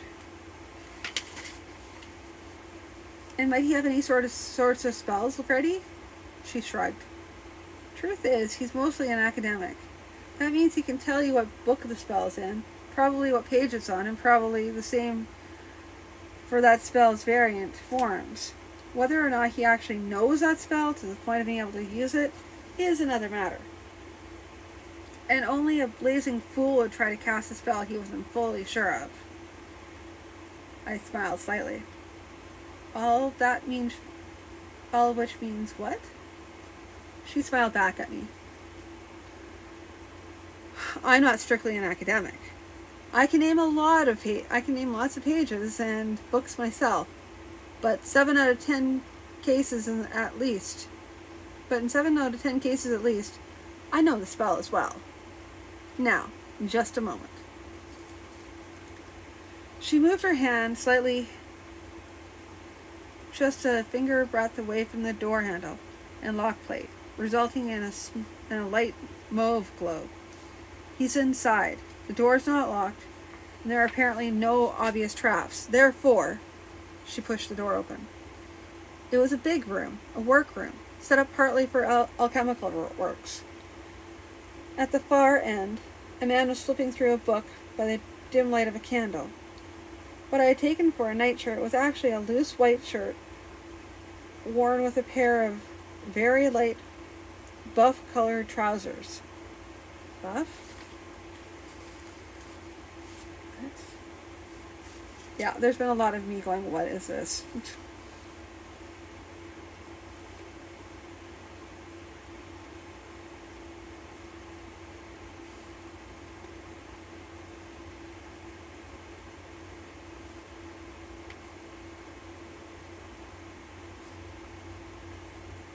He looked up at us, and without hesitation, hurled a flask of something at us. Callie made a gesture, and the flask, contents and all, veered off to smash against a wall.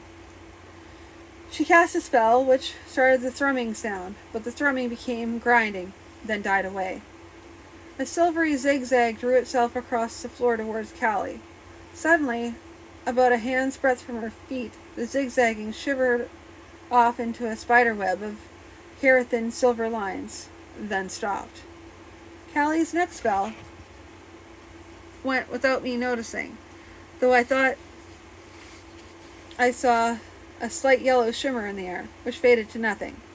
I wondered whether she'd been a trifle overconfident in stigmatizing him as a mere academic. Of course, for my part, I ought to have taken a moment after the scuffle with the prince to recover and reload my pistol. He glanced in my direction and spoke a spell. The first thing I felt was a flare of pain where the Meshtikwans had clawed me. Then something began to crush me. I felt my ribs creaking. I began to lose consciousness. I tried to cast myself into the state of healing. The last thing I saw was a button at the waist of Baldur's shirt beginning to flare into fire. Everything disappeared into blackness. Wow. Guess what? That's where I'm stopping tonight. Okay, so this is... it picks up. It gets better. Probably still do some rewriting, but... Yeah. Okay. I want to see where it goes, because I still have questions, and I still need to make sure they're answered. Again, YouTube, I'm super sorry that it cut out halfway through. I'm hoping you're able to get the two of them together. If not, regardless, no matter what, I'm gonna put up. I'll put up the full one from Twitch.